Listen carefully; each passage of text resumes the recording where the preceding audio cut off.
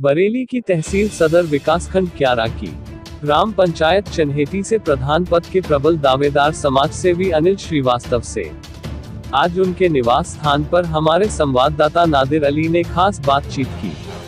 बातचीत के दौरान प्रधान पद के प्रबल दावेदार अनिल श्रीवास्तव ने कहा कि उनकी ग्राम पंचायत शिक्षा और विकास के क्षेत्र में बहुत पिछड़ी हुई है, जिसके कारण क्षेत्रीय जनता की बेहद मांग पर उन्होंने प्रधान पद का चुनाव लड़ने का निर्णय लिया है। इसी के साथ उन्होंने अपनी ग्राम पंचायत चन्हेटी के चौमुखी विकास के लिए कई महत्वपूर्ण योजनाएं तैयार की है, जिसमें मुख्य रूप से शिक्षा, स्वास्थ्य, चिकित्सा, स्वच्छ जल योजना, बारात घर, शमशान भूमि, कब्रिस्तान और बिजली व्यवस्था के साथ ही अपनी ग्राम पंचायत का विकास उनकी योजनाओं में शामिल है। प्रधान पद के प्रबल दावेदार अनिल श्रीवास्तव ने कहा कि शिक्षा को बढ़ावा देने के लिए उनकी योजना अपनी ग्राम पंचायत में जूनियर हाई स्कूल से इंटर तक शिक्षा की व्यवस्था स्थानीय विधायक और सांसद के सहयोग से करवाना उनकी महत्वपूर्ण योजना में शामिल है। इसके अलावा स्वास्थ्य और चिकित्सा के लिए उनकी योजना अपनी ग्राम पंचायत में एक उप स्वास्थ्य केंद्र स्थापित करवाकर क्षेत्र की जनता को स्वास्थ्य सेवाएं अपनी ग्राम पंचायत में उपलब्ध कराना उनकी योजना का हिस्सा है। इसके अलावा स्वच्छ जल योजना के अंतर्गत अपनी ग्राम पंचायत में मिनी वाटर टैंकों व समरसेबल द्वारा जनता को स्वच्छ पानी उपलब्ध कराना उनकी कार्य योजना में शामिल है।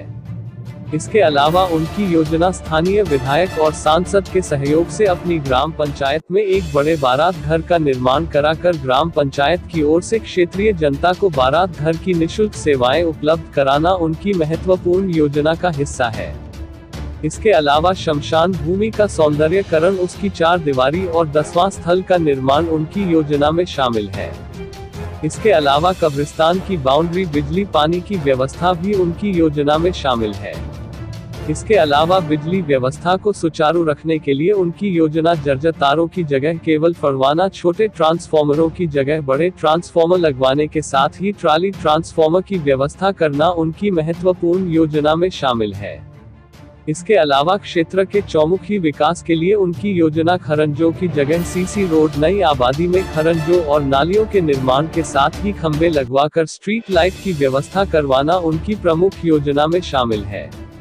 इसके अलावा केंद्र सरकार व राज्य सरकार की जनहित और जनकल्याण की योजनाएं, जिसमें उज्ज्वला गैस योजना, आयुष्मान कार्ड योजना, प्रधानमंत्री ग्रामीण आवास योजना, किसान फसल बीमा योजना, किसान सम्मान निधि योजना, राशन कार्ड योजना, विधवा वृद्धावस्था विकलांग पेंशन योजना, ग्रामीण शिक्षित युवा रोजगार योजना, स्वयं सहायता समूह योजना, ग्रामीण कन्या विवाह अनुदान योजना, ग्रामीण कुटीर उद्योग योजना, ग्रामीण महिला गृह उद्योग योजना, ग्रामीण कन्या विद्या धन योजना आदि प्रमुख योजनाओं का लाभ अपनी ग्राम पंचायत के प्रत्येक पात्र व्यक्ति तक पहुंचाना उनकी प्राथमिकता में शामिल रहेगा।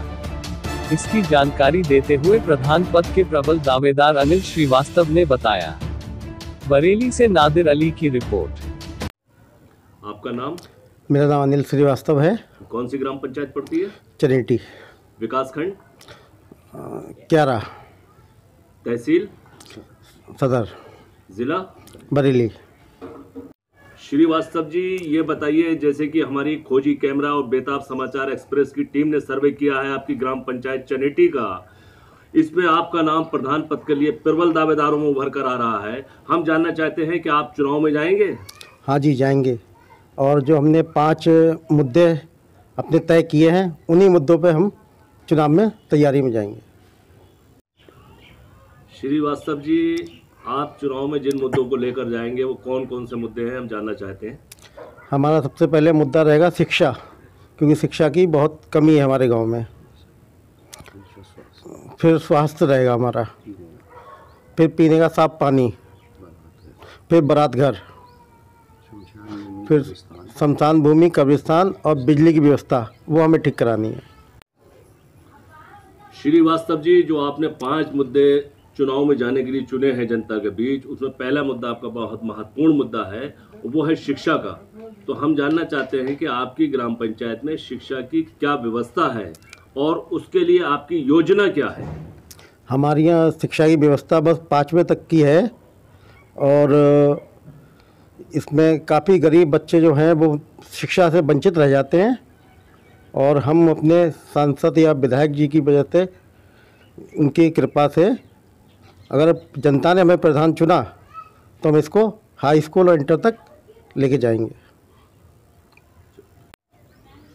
श्रीवास्तव जी, आपने जो 5 मुद्दे जनता के लिए तय किए हैं, जनता के बीच जाने के लिए, पहला मुद्दा आपका शिक्षा का था, उस पर ज़बरदस्त आपकी कार्य योजना है, और दूसरा मुद्दा है स्वास्थ्य और चिकित्सा को लेकर के, स्वास्थ्य सुविधाओं को लेकर के, वो भी बड़ा महत्वपूर्ण मुद्दा है जो कि सीधा जनता से जुड़ा हुआ है। तो हम आपसे ये जानना चाहते हैं कि आपके यहाँ स्वास्थ्य की क्या व्यवस्था है और उसके लिए आपकी योजना क्या है? हमारी योजना ये है कि सबसे पहले तो हमारे गांव में स्वास्थ्य की व्यवस्था बिल्कुल ठीक नहीं है, और रात बिरात में लोगों को दिक्कत हो जाती है, तो स्वास्थ्य कहीं से कहीं तक कुछ नहीं हो पाता उन लोगों के बेचारों को।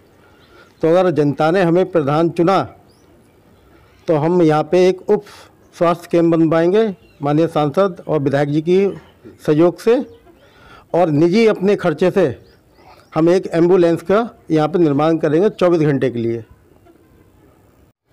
श्रीवास्तव जी, तीसरा मुद्दा भी आपका बड़ा महत्वपूर्ण है, साफ पानी का।